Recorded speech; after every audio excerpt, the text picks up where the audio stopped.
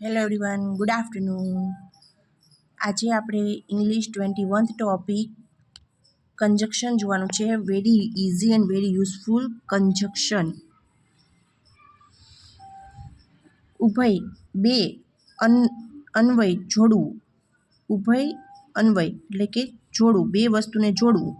બે શબ્દો કે સમાન કક્ષાના બે વાક્યોનું સંયોજન કરતા શબ્દોને સંયોજકો કહેવાય છે. કન્જક્શનને ગુજરાતીમાં સંયોજક કહેવાય છે. અંગ્રેજીમાં તેમને કન્જક્શન્સ કહેવામાં આવે છે. ઘણા બધા કન્જક્શન્સ હોય છે. એમાં પહેલું છે એન્ડ, અને. Ahmed went to school, he mat the teacher. હવે આ જ વાક્યને જોડવા માટે એન્ડનો ઉપયોગ થયો, અનેનો ઉપયોગ થયો. Ahmed went to school and met the teacher. અહીંયા હી હતું એ નીકળી ગયું, કેમ કે એક જ કર્તા છે, તે બંને કાર્ય કરે છે, એટલા માટે ફરીવાર કર્તાને અહીંયા રિપીટ કરવો પડતો નથી. Ahmed went to school and met the teacher. But એટલે પણ. Vishakha worked hard, she could not succeed. Vishakha worked hard but could not succeed. અહીંયા કરતાં એક જ હોવાના કારણે અહીંયા પણ શી દૂર થાય છે. વિશાખા ઘણી મહેનત કરે છે પણ સફળતા મેળવી શકતી નથી. થર્ડ વન કન્જક્શન તરીકે આવે છે, તે છે ઓર. પરિણામ અથવા વિકલ્પ સૂચવે છે, આ અથવા આ. Run fast, you will lose the race. Run fast or you will lose the race. ઝડપથી દોડ, અથવા નહીતર બી યુઝ થાય છે એનો મિનિંગ. ઓર અથવા પરિણામ, નહીતર તું મેચ હારી જઈશ. Will you have T, will you have coffee. તમે શું લેશો? તમે ચા લેશો, તમે કોફી લેશો. હવે આ જ વાક્યને આપણે અથવામાં મૂકીએ. Will you have T or coffee. તમે ચા લેશો કે કોફી? આપણે ગુજરાતીમાં કે વાપરી, કે. ચા લેશો અથવા કોફી લેશો, રાઈટ. ફોર્થ વન છે અધરવાઇઝ, નહીંતર. પરિણામ સૂચવે, વિપરીત અસર કે પરિણામ દર્શાવે છે. ઓરનું સામાનાર્થી થાય. ઓર બી મૂકો અથવા અધર બી મૂકી શકો છો. Run fast or you will lose the race. એ જ વસ્તુને વિકલ્પમાં સ્વીકારવાને પ્રસંગ આવી પડે ત્યારે ઓર કે અધરવાઇઝનો ઉપયોગ થાય છે. બંને ચાલે, ઓર બી ચાલે અથવા અધરવાઇઝ બી ચાલે. એમ કહો તો ઓર, અધરવાઇઝનું શોર્ટ ફોર્મ ઓર છે, CO અને R, or. Run fast otherwise you will lose the race. અધરવાઇઝમાં શરત અને પરિણામનો ભાવ રહેલો છે. ફિફ્થ વન, સો અને ધેરફોર. સો અને ધેરફોર તેથી માટેના સમાનાર્થી છે. સો બી વાપરી શકો અથવા ધેરફોર બી વાપરી શકો. Rahim was brave, he could catch the thief.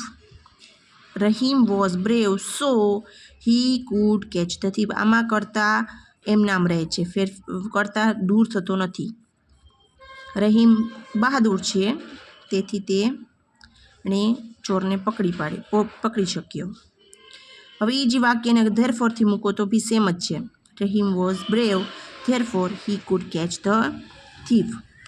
હવે સિક્સ્થ વન આવે છે એધર ઓર નેધર નોર. એધર ઓર છે એ હકાર માટે આવે, નેધર નોર છે નકાર માટે આવે. આ કે તે.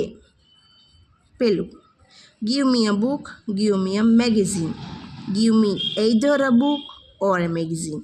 જુઓ, ગીવ મી પછી એધર આવ્યું, અ બુક છે એના પછી એવું, ઓર વચ્ચે એવું, અ મેગેઝીન. હવે નેધર નોર નકાર માટે, આ પણ નહીં, ઓલું પણ નહીં. Mansi is not clever, Mansi is not hardworking. Mansi neither clever not hardworking. Mansi clever પણ નથી અને હાર્ડવર્ક પણ નથી કરતી. નો નકાર સૂચવે છે નેધર, હકાર માટે either. Okay, let's we see next one topic. આજે આપણે કન્જક્શન છે ને કમ્પ્લીટ પૂરું જ કરી નાખશું. We don't want to keep for another videos. Short છે, સિમ્પલ છે. ડાયરેક્ટ ઇનડાયરેક્ટ 2 માર્ક્સનું ઓનલી પૂછાય છે. એટલું મોટું છે છતાં બી 2 માર્ક્સનું પૂછાય છે. અને એ જ રીતના કન્જક્શન તમે ખાલી આટલું જ યાદ કરો છો તો તે તમારા માટે 3 માર્ક્સનું પૂછાય છે. જો યાદ રાખજો સ્ટુડન્ટ્સ, ગ્રામર તમે ગુજરાતીનું હોય કે ઇંગ્લિશનું હોય કે ગમે તે હોય, ગ્રામર તમને જો જાજુ ફાવતું છે ને તો તમારા માટે સ્કોરિંગ કહેવામાં આવે છે. તમારે સ્કોર કરવો હોય ને તો તમને ગ્રામર કમ્પલસરી આવડવું જ જોઈએ. પણ જો તમે ટેક્સ્ટબુક ઉપર આધાર રાખો છો તો ટેક્સ્ટબુકમાંથી તો કેટલું પૂછાય છે. ગ્રામરમાંથી સૌથી વધારે ઇંગ્લિશ કયો, ગુજરાતી કયો, સંસ્કૃત કયો, હિન્દી કયો, ગ્રામર સૌથી વધારે પૂછાતું હોય છે એક્ઝામમાં, વ્યાકરણ. Let's we see 8th one topic, because. કારણ દર્શાવવા.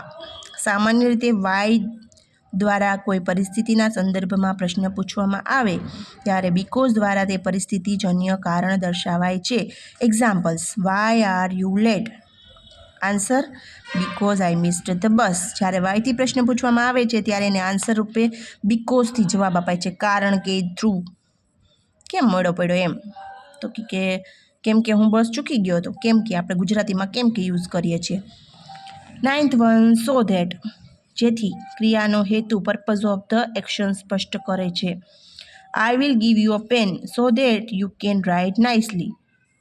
હું તમને પેન આપું તેથી તમે સરસ રીતે લખી શકો. સી, સો ધેટ પછી સબ્જેક્ટ, કર્તા અને મેઇન વર્બ મુખ્ય ક્રિયાપદ આવવા જોઈએ. ઓર એલ્સ, નહીતર, અથવા તો. અધરવાઇઝનો સમાનાર્થી શબ્દો છે. અધરવાઇઝ, ઓર કે ઓર એલ્સ ત્રણેય સરખા જ છે, ભાઈઓ છે એમ કહીએ તો ચાલ. એક્ઝામ્પલ છે એનું: pay fine or else otherwise go to prison. Fan મતલબ તમે મને ફાઇન ભરો, ચૂકવો, અથવા તો જેલની અંદર જાઓ. Reach on time or else miss your dinner. સમયસર પહોંચો અથવા તો તમારું ડિનર ચૂકી જશો. You should work hard or else fail. મહેનત કરો નહીંતર નાપાસ થશો. ધો અને ઓલ્ધો. ધો અને ઓલ્ધો જોકે અને છતાં પણ બંને વિરોધી શબ્દો વિરોધદર્શક છે. ધો એટલે he is clever, he failed. Although એટલે he is poor, he is happy. વિરોધદર્શક છે. ધો હી ઇઝ ક્લેવર, તે હોશિયાર છે છતાં પણ હી નાપાસ થયો. હી ઇઝ પુઅર, તે ગરીબ છે છતાં પણ ખુશ છે. યેટ છે ને છતાં દર્શાવે છે, હજુ સુધી અથવા છતાં પણ. Her eyes are weak yet she watches TV. તે નબળી છે છતાં પણ ટીવી જોવે છે. Are you not ready yet? તું હજી તૈયાર નથી થયો? પ્રશ્ના વાક્ય કે નકારવાદાનમાં યેટ હંમેશા વાક્યને અને અંતે મુકાય છે. યેટ પ્રશ્નાર્થ કે નકાર વાક્ય હોય ને ત્યારે એને પાછળ મુકાય છે યેટ, છતાં પણ. Okay, up to here we understand. આપણે સમજ્યા કન્જક્શન્સ.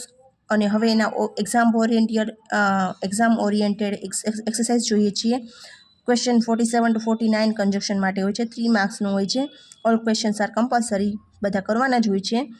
3 sets of sentence are given. જો તમે લોકોને એટલા તમે લોકો લકી છો ને, જે અત્યારના જનરેશનમાં જે સ્ટડી કરે છે ને એટલા લકી છે ને, લોકોએ એટલી સિમ્પલ પેપર સ્ટાઇલ્સ મૂકી છે કે વાત ના પૂછો. જેના કારણે શું છે કે તમે લોકો બહુ ઇઝીલી સ્કોર કરી શકો છો. પણ અમારી વખતે તો છે ને આવું હતું જ નહીં. જો અહીંયા તમને ઓપ્શન આપેલા છે, ઓપ્શનમાંથી એક ઓપ્શન મૂકવાનો છે અને એમાં બી કદાચ અઠ્ઠે મૂકી દીધું ને તોય તમે પાસ થઈ જાઓ છો. અને કદાચ સાચું પડી ગયું અઠ્ઠે તોય થઈ જાય છે. બટ થોડુંક ધ્યાન આપ્યું હોય તો it's very easy to score 3 marks. Neha is dancing, Geeta is dancing. તો શું મૂકવાનું? Neha and Geeta are dancing. Amit will not see a movie. Amit will not read a book. Amit will neither, નકાર વાક્ય છે, નોટ વાળું વાક્ય છે. Amit will neither see a movie nor read a book. Will not નીકળી જશે, નોટ નીકળી જશે, વિલ રહેશે. Amit will. It is રેઇનિંગ, the children are playing in the garden. જો વરસાદ પડે છે છતાં પણ બાળકો રમે છે તો શું આવશે? બટ આવશે.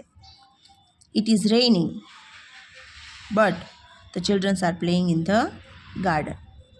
The teacher will teach the lesson. The teacher will give notes.